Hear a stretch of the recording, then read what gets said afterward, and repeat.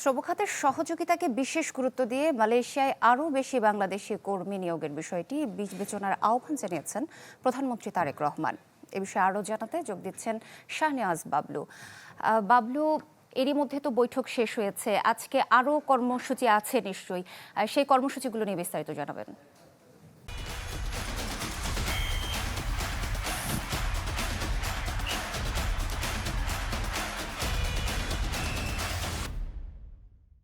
সোহেলি, আসলে প্রধানমন্ত্রী তারেক রহমান সকালের যে পর্ব ছিল, এখন এই স্থানীয় সময় 2টা বাজে, দুপুর 2টা বাজে, তিনি সেখানে মধ্যাহ্নভোজ পুত্রজায়াতে যেটি দ্বিপাক্ষিক বৈঠক ছিল, বৈঠক শেষে উচ্চ পর্যায়ে বৈঠক, সেখান থেকে তিনি যৌথ সংবাদ সম্মেলন করেছেন, পরে মধ্যাহ্নভোজে অংশ নিয়েছেন। মধ্যাহ্নভোজ শেষে এখন কুয়ালালামপুরের পথে আছেন। কুয়ালালামপুরে এসে তিনি এখানে কিছুক্ষণ রেস্ট নিয়ে এখানে যে মালয়েশিয়ার রাজা রয়েছেন তার সঙ্গে সাক্ষাৎ করা রয়েছে। সাক্ষাৎ শেষে তিনি স্থানীয়তে 3টি ব্যবসায়িক প্রতিষ্ঠান তাদের সঙ্গে বৈঠক করার কথা রয়েছে। বৈঠক শেষে তিনি চায়নার উদ্দেশ্যে রওনা দেবেন।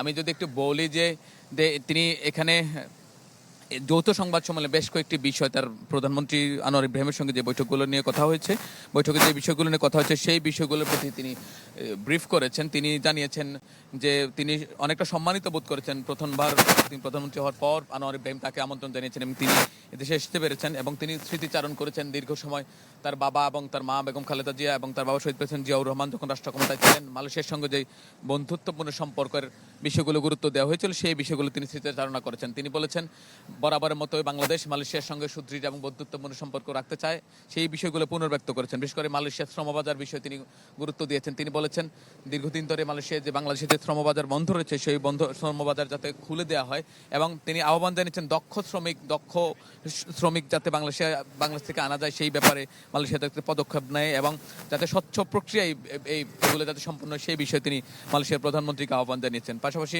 বলেছেন যারা এখানে অবৈধ প্রবাসী রয়েছে তাদেরকে কিভাবে লিগালাইজেশন করা যায় সেই বিষয়ে তিনি আহ্বান জানিয়েছেন মালয়েশিয়ার সরকার প্রধানকে। এছাড়া আসিয়ানের সদস্যপদের বিষয়, আসিয়ানের যোগদানের বিষয়েও তিনি মালয়েশিয়ার প্রধানমন্ত্রীর সঙ্গে কথা বলেছেন।